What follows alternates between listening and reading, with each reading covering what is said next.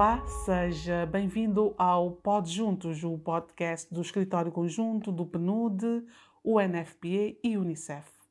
Continuamos a celebrar o março, o mês da mulher, trazendo para as nossas conversas a temática da igualdade de género. Este ano, para celebrar o Dia Internacional das Mulheres, as Nações Unidas escolheram como lema investir nas mulheres para acelerar o progresso. Que investimentos são necessários para que as mulheres tenham as mesmas oportunidades de prosperar e ser, de facto, parte do desenvolvimento sustentável?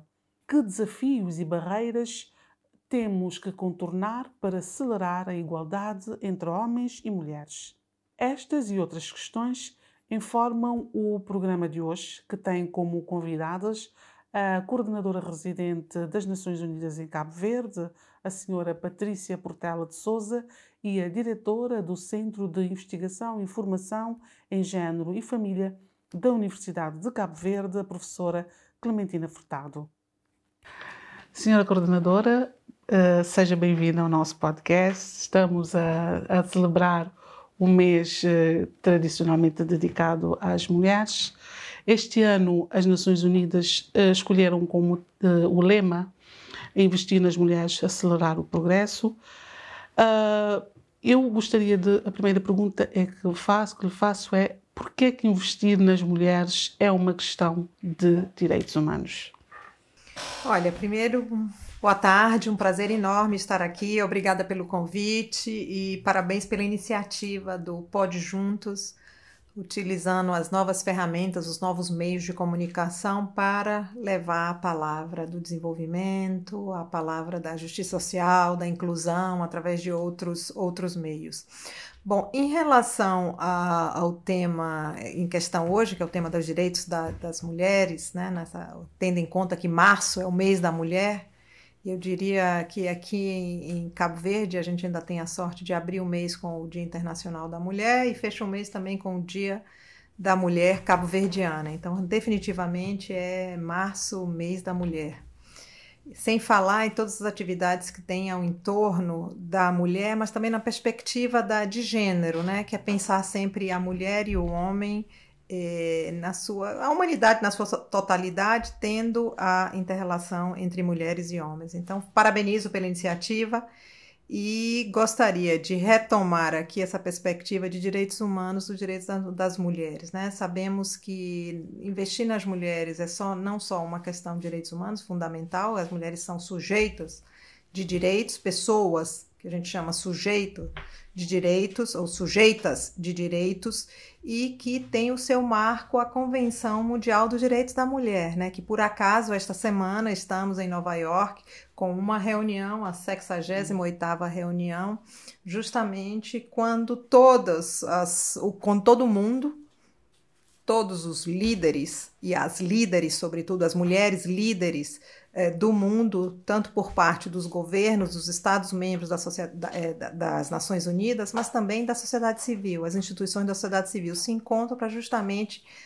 lembrar a todos nós que temos uma Convenção dos Direitos da Mulher, onde estão todos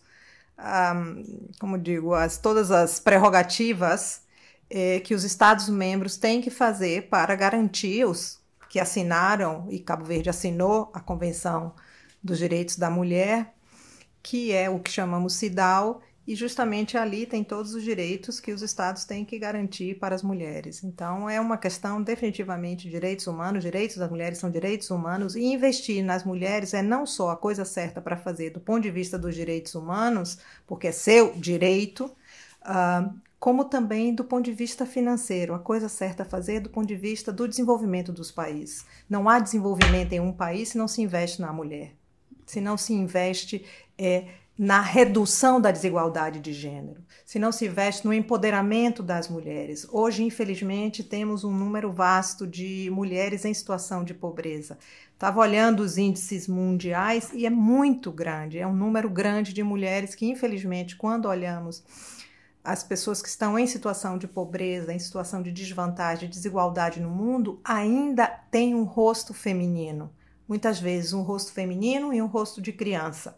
Então, temos que lidar com esse fato de uma forma mais rápida, eu diria até mais drástica, tomar medidas que vão, de fato, reduzir essa desigualdade de gênero. Então, investir nas mulheres não é só a coisa certa a fazer do ponto de vista dos direitos humanos, mas também do ponto de vista da economia dos países. Não vai haver desenvolvimento social e econômico, e aqui eu me refiro a números. Quanto mais se investe em empregos femininos, tem uma multiplicação do número de postos de trabalho para homens e mulheres na sociedade. Ou seja, garantir direitos das mulheres é realizar e garantir direitos de todas as pessoas no mundo.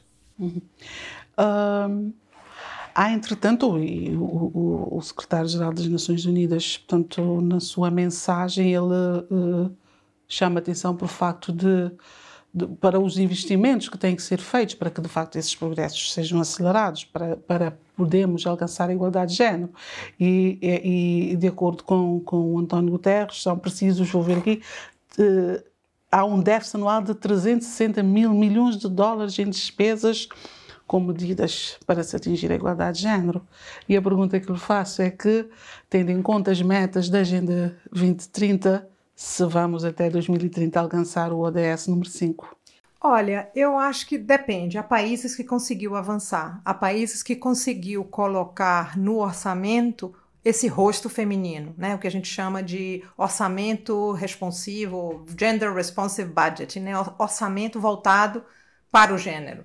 Ou seja, quando a gente fala em orçamento para o gênero, não é só a pasta da família, da mulher, que tem lá um dinheiro reservado no orçamento público para questões de gênero, especificamente para a redução da desigualdade de gênero beneficiando as mulheres. Todo o orçamento dos estados, quando eu digo dos países, devem refletir essa perspectiva de gênero, assim como as políticas. E as leis, o marco legal, o marco de políticas públicas, a questão de gênero que a gente fala deve ser transversal.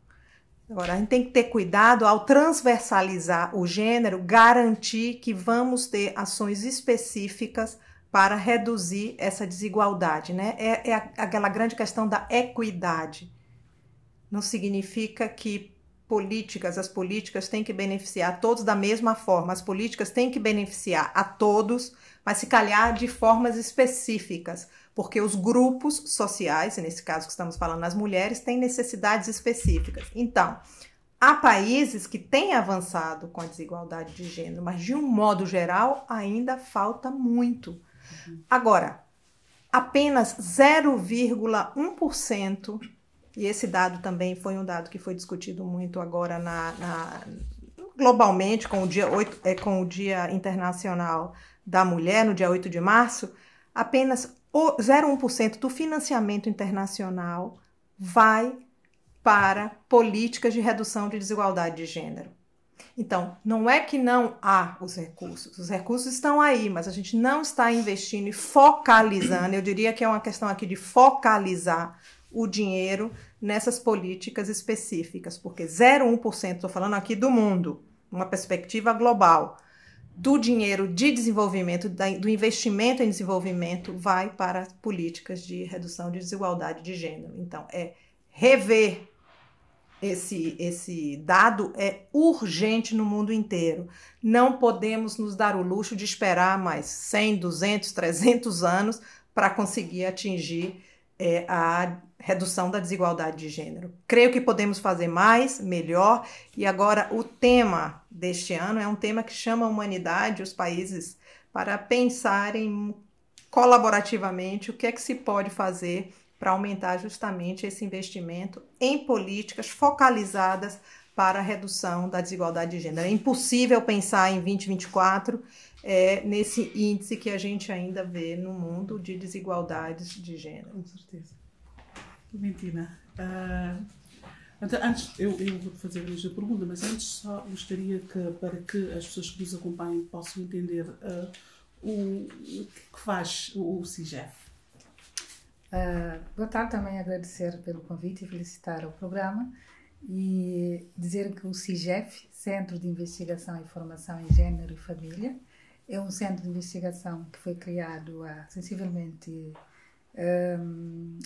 16 anos, portanto vamos completar 16 anos, porque o centro foi criado em 2008 e agora estamos em 2024.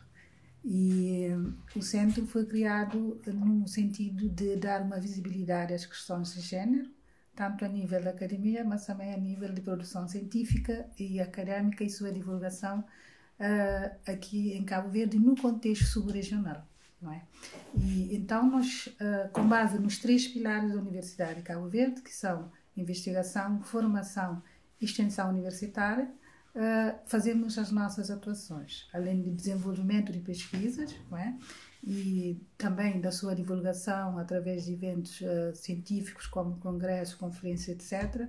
Nós também fazemos a publicação, não é? E tem sido nossas publicações têm sido feitas muito em parceria com os grupos disciplinares de Ciências Sociais da Universidade de Cabo Verde, e cujos membros do centro constituem a maioria, mas também com a parceria estratégica das Nações Unidas através do escritório conjunto, particularmente o NFPA, mas também o UNICEF, né, que tem pontualmente sido o nosso parceiro.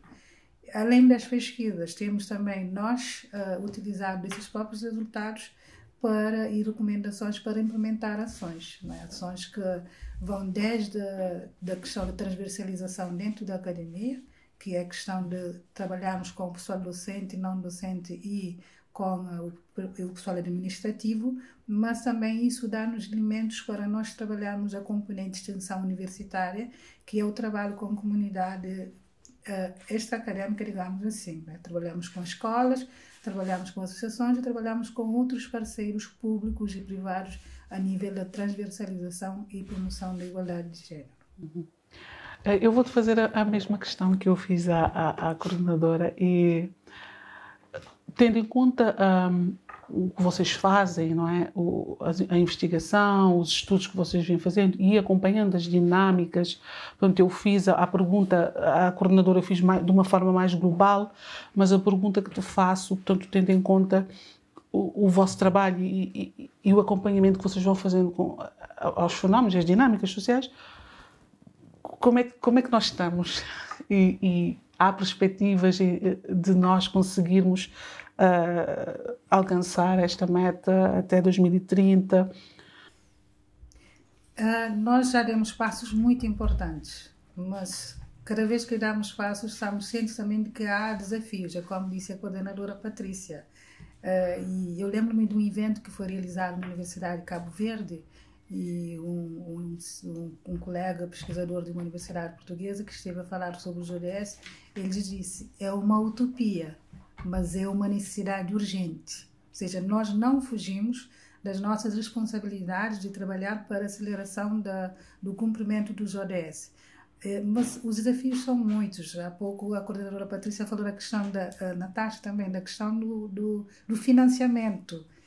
O valor que é destinado ao financiamento, por exemplo, para atingir especificamente os ODS 5, não é? É um valor irrisório e, como ela disse, estão ali.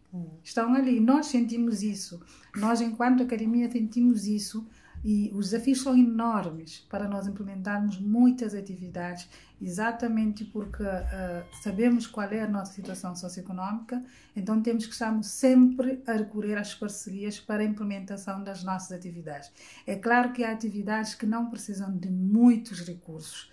Por isso, a nível da Universidade de Cabo Verde, por exemplo, há 1 ou 2 semanas nós estivemos no agrupamento escolar em Achada do Monte, Conselho São Miguel, que é um trabalho de excelência que é coordenado por 2 colegas do centro que trabalham a questão de violência, que vem na sequência de um estudo que nós realizamos, que é muito interessante trabalhar a questão da violência, mas a gente, por mais que a gente diga não implica recursos, nós sabemos que implica.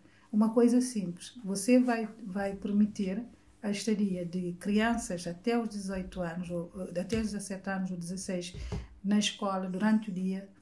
As crianças trabalham, porque é um trabalho bastante interativo, as crianças precisam de uma refeição quente, por exemplo. Então, pequenas coisas que nós podemos achar que podem não significar muito, mas que para nós significa muito, e mesmo a nível da academia. Se nós queremos o envolvimento, muitas vezes, esses pequenos, que nós vemos, essas pequenas despesas significam muito para que as nossas atividades tenham sucesso. E então, em termos de recursos, cada vez menos no sentido de cada vez menos oportunidades de aceder a esses recursos que estão lá, mas se calhar também temos que rever outras estratégias para poder saber onde estão. Às vezes nós desconhecemos, por exemplo, a nível do continente, onde estão. Às vezes podemos estar a procurar longe e pode estar aqui no continente, que também já percebemos isso. E quais para ti, o que é que consideras que seria prioritário para fazer avançar a igualdade de género? Primeiro é que realmente o compromisso de que se fala seja realmente o verdadeiro, não é? Verdadeiro no sentido de dizer, nós estamos comprometidos em promover a igualdade de género, então vamos mobilizar recursos, eu só dizer recursos, mas não significa apenas ter recursos humanos e financeiros, às vezes pensamos apenas nos recursos financeiros. Nós precisamos de recursos humanos, precisamos de recursos técnicos e, por exemplo, o nosso parceiro do escritório conjunto tem sido fundamental porque tem apoiado através da capacitação técnica também. Nós temos dificuldades muitas vezes em participar em eventos científicos internacionais. Esses eventos são eventos de construção de redes, de reforço de redes, de mobilização de fundos e muitas vezes perdemos essa oportunidade, por exemplo, de mobilizar parcerias. Às vezes parcerias, eu tenho um evento, eu convido pessoas, essas pessoas, não é, se disponibilizam e através das suas próprias instituições, não é? Então é urgente nós pensarmos também nas melhores estratégias para mobilizar todas essas parcerias, não é? Qualquer que seja essa parceria, porque é importante e é urgente também, é uma coisa que nós estamos a repensar, trabalharmos desde base, porque há muita coisa que com o trabalho de base pode mudar, né? E podemos realmente conseguir chegar a 2030 e dizer, nós conseguimos. A Clementina acaba por tocar num ponto que eu ia exatamente perguntar, a questão da mobilização de recursos. Como é que pode ser feito? Porque muitas vezes pensa-se apenas nessa mobilização interna, não é? Mas as instituições nacionais têm dificuldades em aceder. Como é que as Nações Unidas podem contribuir para que, de facto, esses recursos possam ser mobilizados para o país? Olha, eu acho que de várias formas. Primeiro tem a mobilização dos recursos internos aqui, que já tem o Cabo Verde tem um compromisso claro com a Agenda 2030. Então, é apoiar na mobilização desses recursos, tanto financeiros como de apoio, outros tipos de apoio. Eu concordo com a professora Clementina, né? Tem que fazer eu diria, um pacto nacional para realmente focalizar nessa redução drástica de desigualdade de gênero. Eu gostaria de trazer algumas dimensões. Para mim, a dimensão interna é uma dimensão que precisa discutir mais o que é que a gente precisa, como enfocar mais um apoio concertado, coordenado entre os vários atores. E aqui eu me refiro ao governo, eu me refiro à sociedade civil, eu me refiro à academia, ao setor privado. Eu estou me referindo ao Cabo Verde como nação. Um país que conseguiu avançar tanto no seu desenvolvimento. Um exemplo, por exemplo, na redução da pobreza de uma maneira geral, né? Tanto o ODS 1 e 2, é impressionante o que o país conseguiu fazer. Por que a gente tem ainda essa persistente desigualdade em relação à pobreza feminina? Então, o que é que precisa ser feito? Como focalizar? E o país tem respondido com políticas públicas focalizadas, olhando justamente esta mulher, esta jovem e esta menina que está abaixo da linha de pobreza. Então, eu acho que já há um movimento, uma resposta nesse sentido. Agora, é preciso todos se engajarem nesse trabalho. Eu acho que em país nenhum governo só conseguiu dar essa resposta integrada. A resposta integrada requer um pacto nacional para a redução da desigualdade. Outro movimento que estamos trabalhando dentro das Nações Unidas é buscar parceiros bilaterais e multilaterais que tragam um apoio nessa perspectiva de redução de desigualdade de gênero. Há países, como por exemplo o Canadá, que tem abertamente uma política feminista, inclusive uma política exterior feminista. A gente não precisa ter medo de falar, feminismo é garantir direito das mulheres. é assegurar que sim, as mulheres são pessoas portadoras de direitos e deveres como qualquer ser humano. Então, quando a gente fala uma política feminista, é uma política para olhar, pagar uma dívida histórica em relação às mulheres que o mundo tem. Então, é isso. Então, cabe nós, das Nações Unidas, não só em linha com o CIDAW, com a Convenção dos Direitos da Mulher, apoiar os países membros nessa implementação, e isso tem a ver com a mobilização de recursos também. Agora, acho que o setor privado também tem que entrar nessa equação, porque são recursos públicos, mas também recursos privados, porque uma sociedade mais igualitária, com menos desigualdade de gênero, é uma sociedade que vai beneficiar a todos. Outra dimensão que, por favor, me permita trazer aqui, eu acho que é a dimensão das normas sociais. Infelizmente, ainda temos no mundo normas sociais muito baseadas no patriarcado, onde a posição da mulher ainda não é valorizada. Às vezes uma brincadeira de mau gosto, às vezes uma colocação, às vezes uma reprodução do trabalho feminino que em 2024 não cabe mais, como me refiro aqui, por exemplo, aos trabalhos domésticos. Eu estava vendo aqui em Cabo Verde, durante uma semana, as mulheres gastam quase 20 horas, 19,6, 19 horas, mais de 19 horas, em trabalhos não remunerados domésticos. 7 horas a mais que os homens. Em 2024 é justo isso? Todos nós temos que cuidar das nossas casas, dos nossos filhos, dos nossos mais velhos. A sociedade tem que rever essas normas sociais que ainda persistem e que precisam ser mudadas, porque a igualdade é a igualdade no mercado de trabalho, mas a igualdade também no ambiente doméstico, na comunidade, na escola. Então, eu acho que chamar a atenção um pouco dessas dimensões me parece fundamental. E a última que eu gostaria de trazer aqui é a questão da educação como elemento de inclusão social. Então, garantir que meninos e meninas concluam o ensino secundário é um tema que eu tenho falado muito aqui em Cabo Verde, a necessidade de que, por exemplo, olhar os jovens que estão na categoria nem estudam, os nem, né? Nem estudam nem trabalham. São 27% dos meninos, quase 30% das meninas, quase 29% das meninas, 28,9% das meninas. Então, se estão na idade, né, que deveria estar estudando, iniciando aí o primeiro emprego, o primeiro trabalho, então a gente tem que ter uma olhada também, ter um olhar especial aí também na questão da educação. Garantir que concluam o ensino secundário, que fechem o ensino secundário, que tenham acesso à educação profissionalizante, né, educação vocacional, cursos vocacionais, profissionalizantes, e a universidade. Eu acho que é fundamental. Eu acho que reduzir desigualdade, de qualquer que seja a desigualdade, passa necessariamente pela via da educação.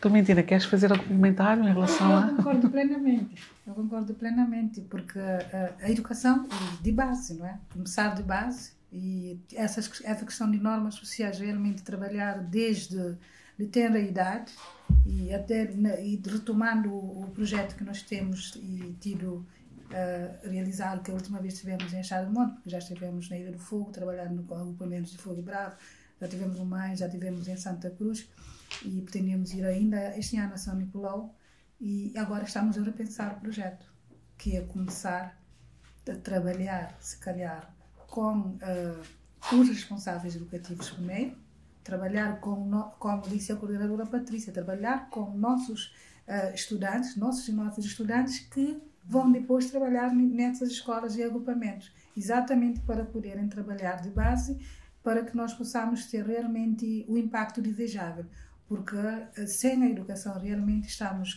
condicionados, e é importante os dados que ela fala sobre os jovens, nem vou apropriar-me dessa expressão, porque eu digo jovens NEET, mas o nem é interessante, e porque nós falamos muito de que o abandono e o sucesso escolar tem, na sua maioria, os rapazes.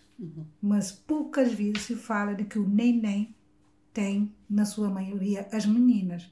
Então, sempre é bom fazer e demonstrar essas duas situações para realmente fazermos as pessoas perceber de que o trabalho tem que continuar a ser realmente com os dois grupos, com o grupo de meninas e com o grupo de rapazes. Não há pretensão em querer que meninas estejam à frente ou rapazes. A pretensão é realmente que estejam em pé de igualdade. Então, trabalhar essas duas questões. Eu acho que devemos dar maior visibilidade a essa questão, porque sempre se foca, porque as meninas já ultrapassaram, agora mais a taxa de abandono é maior nos rapazes e também de insucesso. Tentemos também ver há várias dimensões. Não podemos nos focar apenas em uma única dimensão. É pegar as coisas e trabalhar em conjunto. Quando se fala da questão de género, de igualdade, também acaba-se por falar um bocado da questão da violência baseada no género, não é? Que é uma questão que também vocês dão atenção a nível do CIGEF. A coordenadora falou da questão das normas sociais e aí também reside muito dessa desigualdade de género.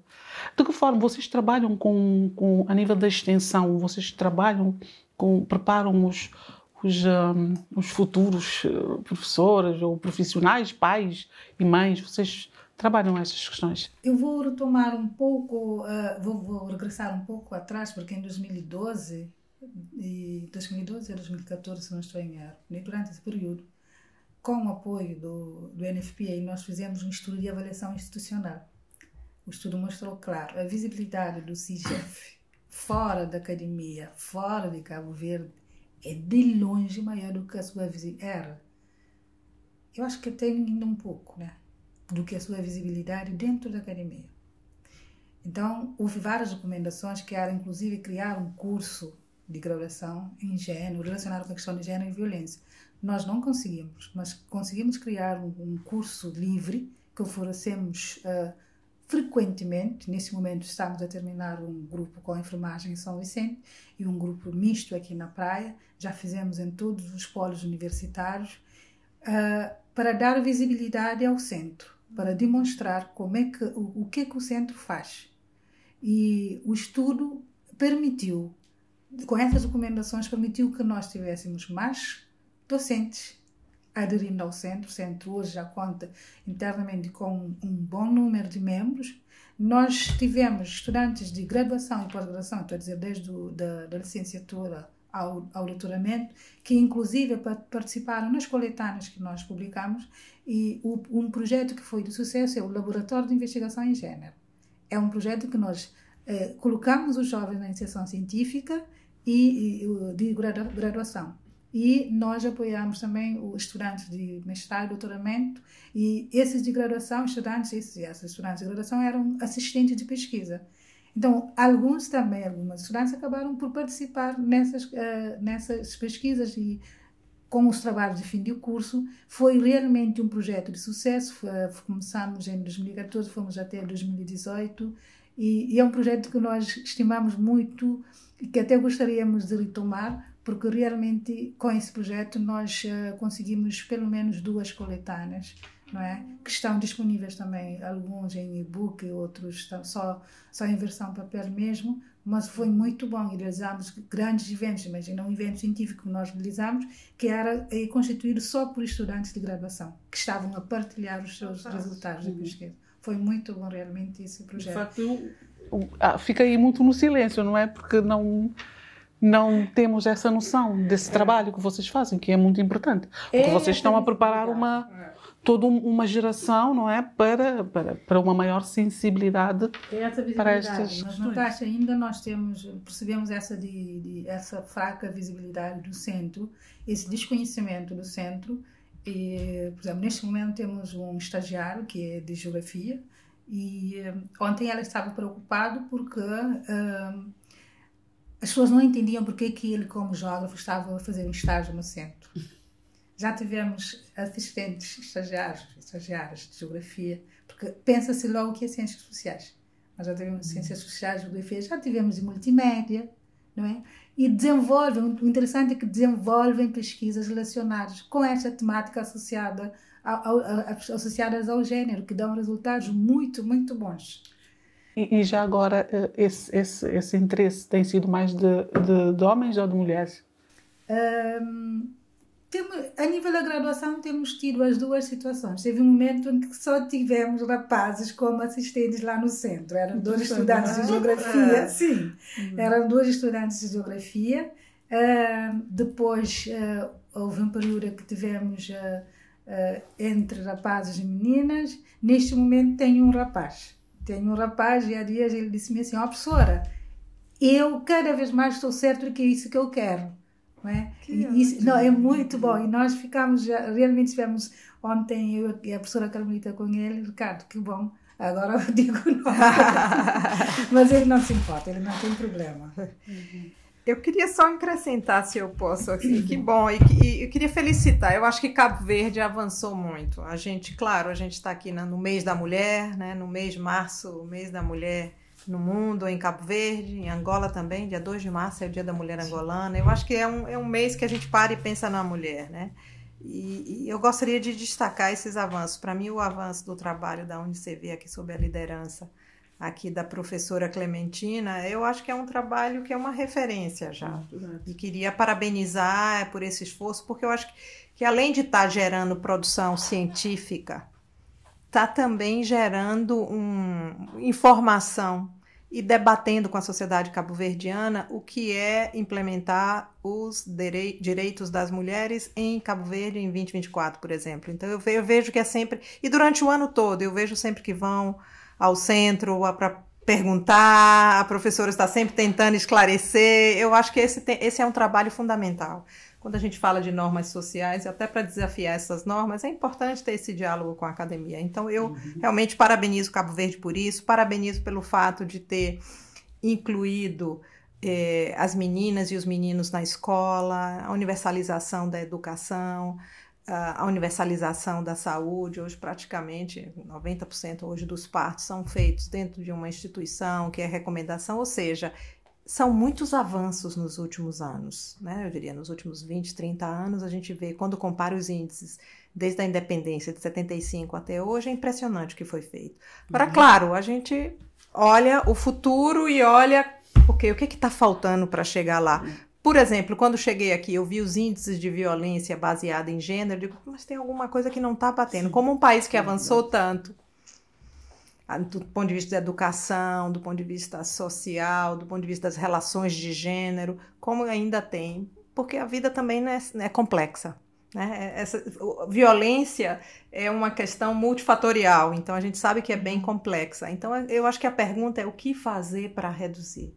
E aqui, novamente, felicito Cabo Verde pelas políticas que tem empreendido para implementar, para diminuir a violência baseada em gênero, e felicito também as associações comunitárias, as ONGs, as associações da sociedade civil, as organizações da sociedade civil, que têm feito um trabalho também muito importante nessa área.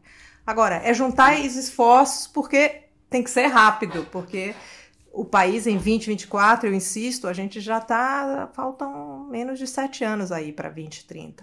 E o país já podia estar contando outra história em relação à violência de gênero, né? Não precisa. E eu sinto que a questão das normas sociais, do padrão de relacionamento, eu acho que tem muito a ser trabalhado ainda para reverter esses índices altos de violência. Falou da questão do trabalho das ONGs, e uma a ONU Mulheres elegeu 5 pilares que são fundamentais para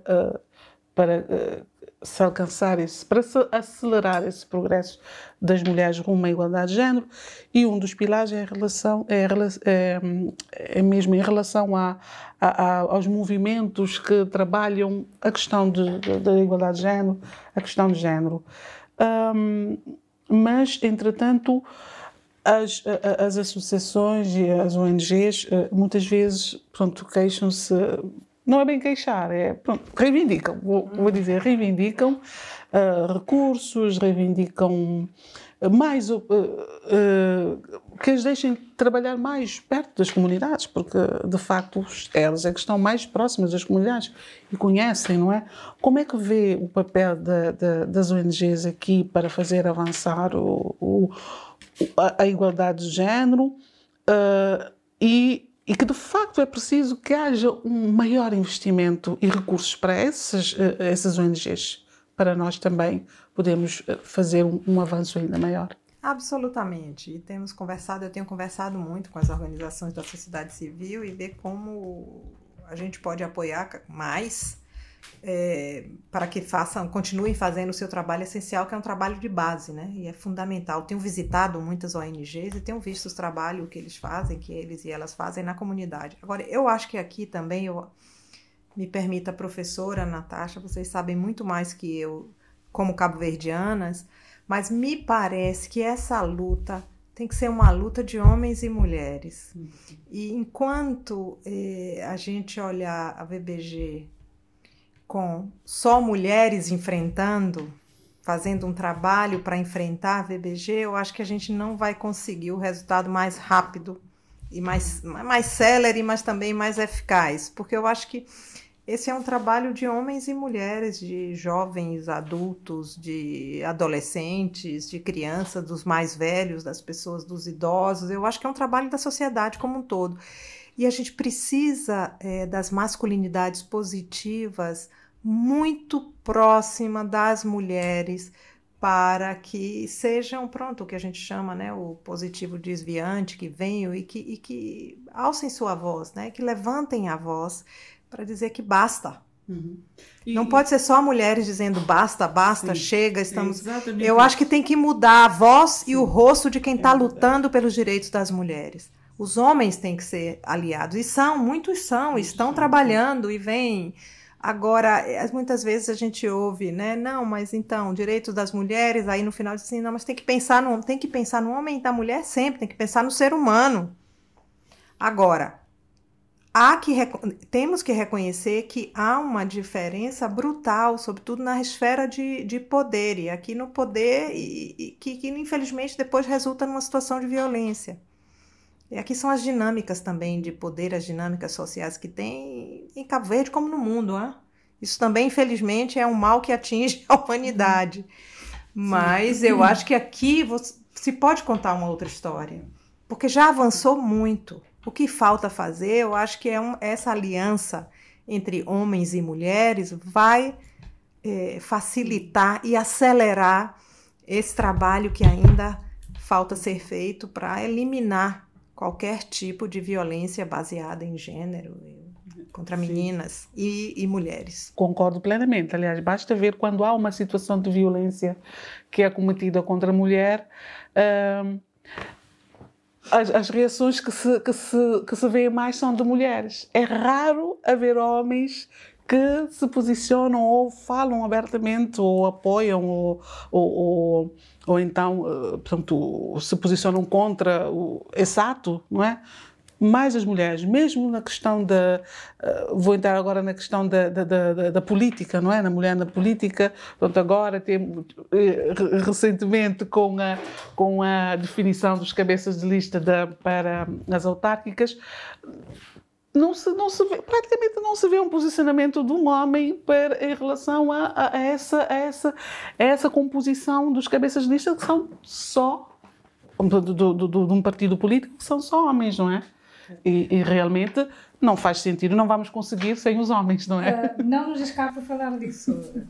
Realmente é uma coisa interessante, mas para agradecer a coordenadora Patrícia pelas felicitações e a Natasha pela oportunidade também de estarmos aqui a dar uma visibilidade maior ao centro, não é? Ao CIGEF, que realmente percebemos que cada vez mais que nós fazemos, temos mais coisas para fazer. E a questão da visibilidade das ações desenvolvidas pelo centro, realmente, ela é importante porque, na verdade, fazemos muita coisa, temos muito mais para fazer, mas que poderiam também ter maior divulgação. E eu pego um pouco na questão daquela articulação institucional que a coordenadora Patrícia vem insistindo, realmente é uma coisa que já estivemos pior, não é? Já nos avançamos, mas ainda parece que nós temos esse déficit de articulação institucional, esse déficit de aliança, como diz, né?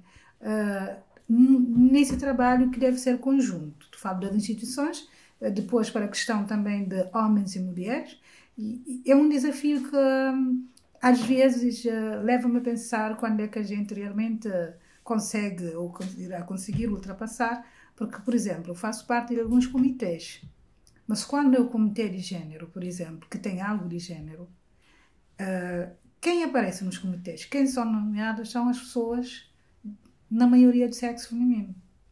E então a pergunta é, eu até às vezes ficamos a discutir, a gente diz, não, vamos fazer o seguinte, vamos pedir 2 pessoas, de preferência uma do sexo masculino e outra do sexo feminino.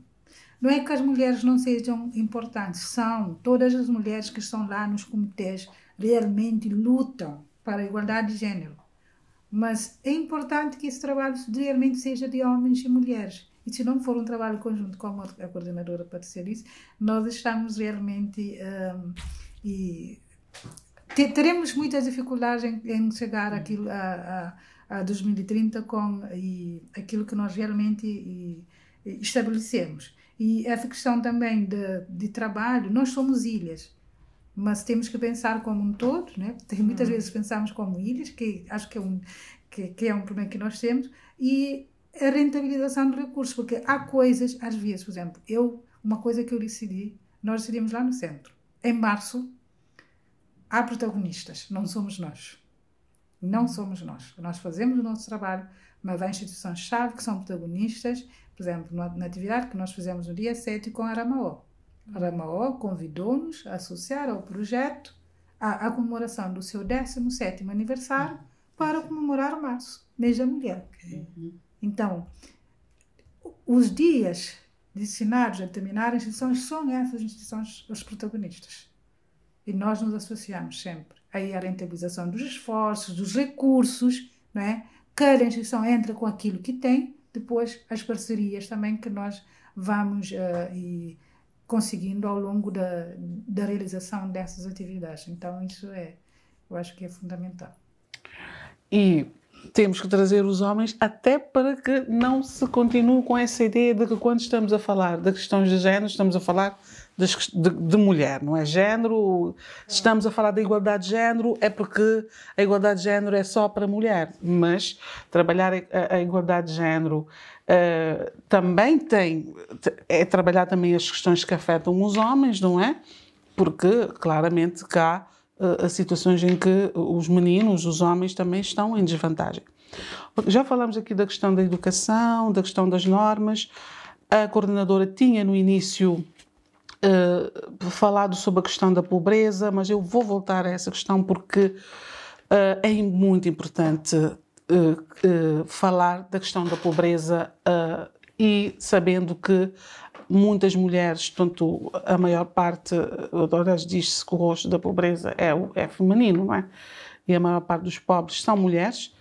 Há várias questões que têm estado a contribuir para que as mulheres sejam empurradas para esta situação de pobreza, desde a questão aliás, na Covid, a pandemia da Covid-19, depois as mudanças climáticas, os conflitos que temos assistido, não é? E é importante que se dê uma atenção à questão da redução da pobreza, particularmente no empoderamento económico das mulheres, não é? Para que não fiquem para trás. Quais seriam medidas concretas, práticas, mais céleres para que possamos, de facto, reduzir essa pobreza feminina e para que as mulheres tenham mais oportunidades e possamos ter a igualdade, também a igualdade económica? Então, eu acho que a boa notícia é que o mundo já sabe o que tem que fazer. reduzir a pobreza de uma maneira geral e para reduzir essa pobreza com esse rosto forte feminino, né? Em muitas partes do mundo, quando a gente olha, eu estava vendo os dados globais, mais de 10%, 10,3% das mulheres no mundo vivem abaixo da linha de pobreza. O que é que se pode fazer com isso? Primeiro é garantir programas de proteção social, porque estamos falando muitas vezes de famílias monoparentais, onde cabe às mulheres cuidar dos filhos, da casa, ser a chefe de família, né, como a gente fala, para levar tudo para dentro de casa e ainda cuidar e criar os filhos, e vai ter que buscar o dinheiro, trazer para casa, trazer o alimento, garantir que o filho vá à escola, enfim, são mulheres que estão trabalhando duplamente, triplamente para garantir a sobrevivência da unidade familiar. Então, em termos de resposta, primeiro, ampliação dos programas de proteção social. Segundo, ter um amparo de outras políticas integradas para garantir que essa mulher, por exemplo, tenha acesso à creche para deixar os filhos, para poder ir trabalhar, se precisar ainda ter uma qualificação profissional, ter acesso a políticas, programas de treinamento de profissional, de qualificação, às vezes, para melhorar e agregar valor ao seu trabalho. São mulheres, e tem muitas aqui em Cabo Verde, por exemplo, que estão empreendendo, né, as microempreendedoras que estão muitas vezes impulsando economias em vários municípios do país, ter acesso a crédito, né, a chamada microfinanças, para que ela possa desenvolver o seu negócio, o seu business e possa gerar mais valor. Então, eu acho que são políticas integradas na área econômica, de microcrédito, de acesso a trabalho, de acesso à renda, e aqui eu destaco muito a ENEP, a Estratégia Nacional de Erradicação da Pobreza Extrema, que contempla todas essas vertentes, incluindo com a inclusão produtiva dessas mulheres e de homens também, pessoas que estão abaixo da linha de pobreza, mas aqui tem uma incidência forte na mulher. Então, eu acho que são políticas integradas, econômicas e sociais, para garantir que ela saia desse núcleo de pobreza e dê habilidades e ferramentas, meios, para que não só não regresse à linha de pobreza, mas como desenvolva e consiga ter o desenvolvimento de sua família de forma mais célere e integral, né? Porque é econômico e é social também. É o acesso à escola, é o acesso à creche, como eu falei, mas garantir a escola, turno integral, garantir complementariedade ali da escola, se a escola é um turno, outro turno, para onde vai essa criança, como é que pode apoiar essa mulher, ou seja, e eu acho que aqui novamente, setor privado e o empregador tem um papel aí também a cumprir para garantir que essa mulher possa ir trabalhar e tenha oportunidades para crescimento, né? Eu creio que aqui a palavra-chave é oportunidade, dar oportunidade a essas mulheres. E se não concluíram o ensino, eu acho que nunca é tarde para voltar. Eu sempre insisto na tecla na educação, na área de educação, porque Cabo Verde já mostrou, educação é elevador social. É a via das pessoas, primeiro tem um bem-estar pessoal da pessoa, quanto mais educada é a mulher, é o homem, é a pessoa, melhor ele e ela se cuida e melhor e mais oportunidades, melhores e mais oportunidades terão para desenvolver todo o seu potencial. Então eu vejo muito a educação como uma alavanca para o desenvolvimento pessoal, emocional e social das pessoas. Então eu acho que sair da pobreza passa também por dar essa oportunidade a essas mulheres. Então basicamente trabalho, proteção social e políticas integradas para apoiar essas mulheres, não só a sair da pobreza, mas não regressar. As Nações Unidas têm sido um dos maiores parceiros de Cabo Verde, também na questão as questões que têm a ver com a mulher, com a condição da mulher. De que forma é que as Nações Unidas têm vindo apoiar essa agenda do género? Olha, a gente apoia os Estados-membros e Cabo Verde, aqui no caso de Cabo Verde em particular, no quadro legislativo, no quadro legal, no quadro de políticas, no marco de políticas voltadas para o gênero, E no caso de Cabo Verde, eu acho que foi ainda um pouco mais além, num programa financiado pela União Europeia, o Propalop Timor-Leste, fez um trabalho muito interessante de orçamento baseado no gênero. Então, tem as ferramentas não só para apoiar os ministérios, as instituições públicas no desenvolvimento do orçamento, porque, novamente, aquela conversa inicial, né, o investimento que é feito nas políticas voltadas para a redução da desigualdade de gênero no país, especificamente para apoiar as mulheres aqui. Então, eu creio que esse trabalho que foi feito em Cabo Verde, nos países de língua portuguesa, de África e também Timor-Leste, eu acho que tem sido instrumental, porque não só facilita na hora do planeamento do orçamento público, mas como também monitora a implementação dessas políticas para ver realmente o que avançou, o que não conseguiu avançar, e aí a gente consegue identificar exatamente quais são as lacunas, as brechas e onde precisa ter esse investimento. Independente disso, trabalhamos com organizações como a sociedade civil, além do governo, programas específicos do governo, e aqui especificamente com o Ministério da Família, onde estamos aí num trabalho muito contínuo, e tenho certeza que esse trabalho articulado, liderado pelo Ministério da Família, Inclusão e Desenvolvimento Social, com parceiros como a União Europeia, Banco Mundial e outros parceiros também que estão nesse processo, e temos as agências das Nações Unidas que abraçaram essa estratégia de erradicação da pobreza extrema. Eu tenho certeza que em 2026 a gente vai estar contando uma história diferente, mostrando os casos de sucesso onde se conseguiu realmente eliminar essa pobreza extrema. Agora, além de tudo, eu acho que o trabalho com a sociedade civil e com os centros de pesquisa, investigação, formação, como da Universidade de Cabo Verde e outros, eu acho que é fundamental manter esse diálogo com a sociedade, com a academia, com o governo, para ver como podemos fazer mais e melhor e mais rápido para as mulheres em Cabo Verde. E, Clementina, portanto, a coordenadora já falou da questão da redução da pobreza. Para ti, quais seriam uma outra área que também merece essa atenção, que é preciso também avançar para reduzir essas desigualdades? Primeiro, eu queria voltar um pouco ao ponto anterior, porque acabei por não fazer referência ao teu comentário sobre a questão da lista já feita. Na verdade, nós fizemos parte da comissão que trabalhou a lei da paridade, não é? Faço parte da equipa que faz o seguimento, e realmente é uma situação que nos deixa, é como você fez um trabalho e depois parece que esse trabalho não teve impacto, não é?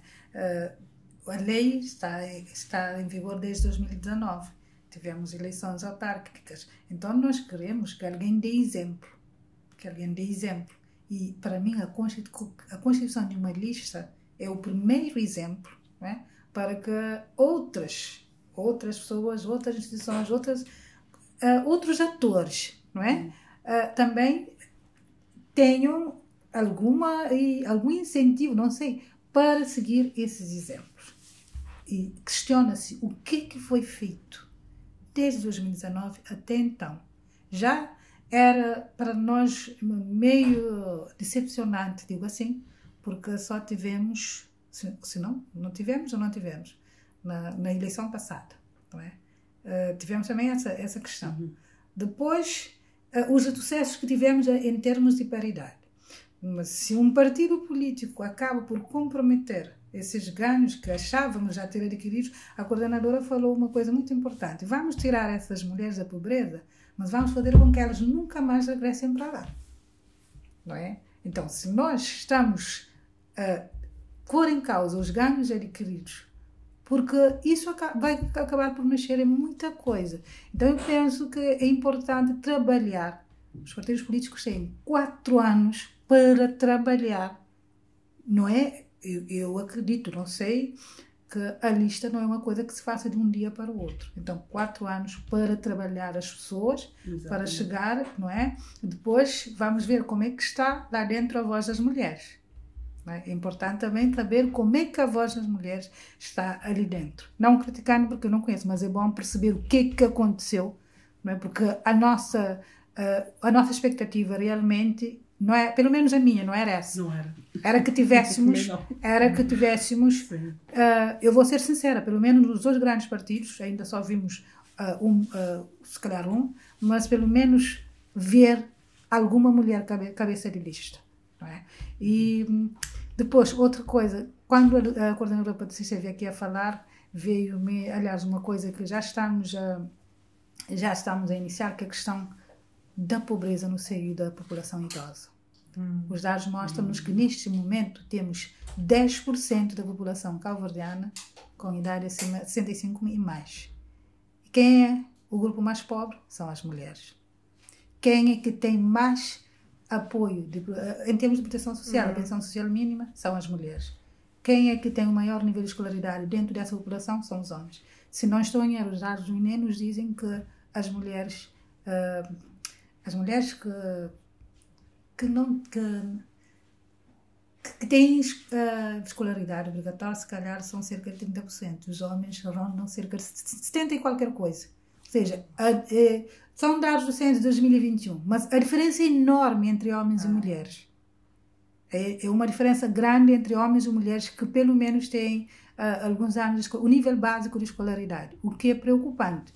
E essa realmente é uma situação que nós devemos trabalhar, como a coordenadora Patrícia disse, para que as gerações, nós que estamos a caminhar para essa faixa etária, realmente sejamos e contribuamos para um cenário melhor.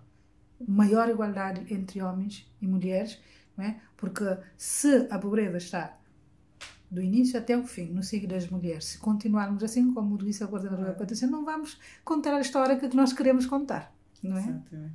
Então eu acho que é um grupo que devemos dar uma atenção especial. Absolutamente. Concordamos. Bom, minhas senhoras, esta conversa está muito boa. Está muito interessante, mas temos que cumprir o nosso horário. Só uma mensagem final que eu gostaria de pedir às duas. Eu vou começar com a Clementina. Nesse mês, que mensagem é que queres deixar, tendo em conta o lema escolhido este ano?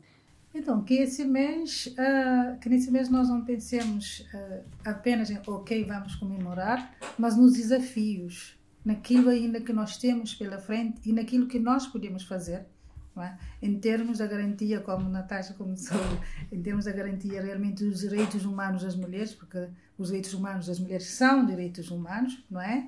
E repensar as formas como nós estamos a fazer a política, como a coordenadora, as políticas públicas, né? Como a coordenadora Patrícia também explicou, que é preciso nós termos atenção a isso em relação às políticas públicas, mas sobretudo que trabalhemos no sentido de juntamão e façamos jus ao lema. O lema diz: vamos dar voz a essas mulheres, não é? Então vamos tentar também trabalhar para fazer jus a essas mulheres que não têm voz. Eu digo que eu tenho, não sei até onde, mas aquelas que realmente não têm, para que falem em primeira pessoa, não é? Que é isso que vai permitir realmente que a gente consiga atingir as metas pelo menos para 2020 e 30. Obrigada. Senhora coordenadora. Obrigada, queria agradecer essa conversa tão interessante. Eu gostaria de terminar dizendo que essa conversa não pode parar aqui, que a gente tem o ano inteiro para trabalhar e fazer uma convocação para juntarmos esse juntamon entre todas as ilhas de Cabo Verde. Eu acho que a gente tem que também esticar ali a nossa mão de um lado e do outro para pregar da Brava Santo Antão e ver o que a gente pode fazer mais juntos e juntas e como podemos acelerar as ações, contando com as experiências positivas que tem no país. Como eu falei, muita coisa já foi feita, eu acho que Cabo Verde já sabe qual é o caminho, como podemos chegar mais rápido lá, e eu não tenho dúvida que essa forma mais célere de alcançar o que a gente precisa alcançar vai acontecer se conseguirmos juntar esses esforços, fazer um grande pacto nacional para a redução da desigualdade de gênero. Agora, eu gostaria de terminar numa nota muito positiva, dizendo que é possível, é viável. Quando a gente conta e vê os números, eu olho os números de cima para baixo, de baixo para cima, de um lado e do outro, eu digo, a gente pode fazer esse trabalho. É possível, é viável. E acho que o momento é justamente de juntar, como a professora Clementina colocou, é de fazer esse juntamon nacional da Brava Santo Antão para diminuir essas histórias tristes que a gente ainda encontra de violência, de desigualdade. Eu acho que ir rumo à igualdade de gênero. E hoje, essa semana, o país está lá representado em Nova York, onde se comprometeu mais uma vez em trabalhar coletivamente para os direitos humanos das mulheres em Cabo Verde. Contem com o Sistema Nações Unidas. O Sistema Nações Unidas sempre esteve em Cabo Verde e estará em Cabo Verde para contar essa história positiva em 2030 e realmente para saber que ninguém realmente ficou atrás. É acelerar o progresso e o desenvolvimento sustentável passa necessariamente pela redução da desigualdade de gênero. Por isso que investir nas mulheres é fundamental. Investir hoje. Obrigada. Muito obrigada, senhora coordenadora, obrigada, Clementina, e eu espero que possamos voltar a ter esta conversa, seja noutros espaços, talvez daqui a alguns anos, com uma nova história, como disse, uma nova história para contarmos. Muito obrigada às duas. Muito obrigada e obrigada, Natasha, por estar aqui facilitando esse diálogo tão importante. O prazer foi todo meu. E fechamos assim a primeira temporada do Pod Juntos, o podcast do Escritório Conjunto do PNUD, do NFPA e Unicef. Agradecemos a você que nos acompanhou ao longo das emissões do nosso podcast. Estaremos certamente consigo na segunda temporada. Continua a nos seguir nas nossas plataformas, na nossa rede social Facebook do Escritório Conjunto do PNUD, o NFPA e Unicef, e no canal do YouTube das Nações Unidas. Fique conosco, até lá, fique bem.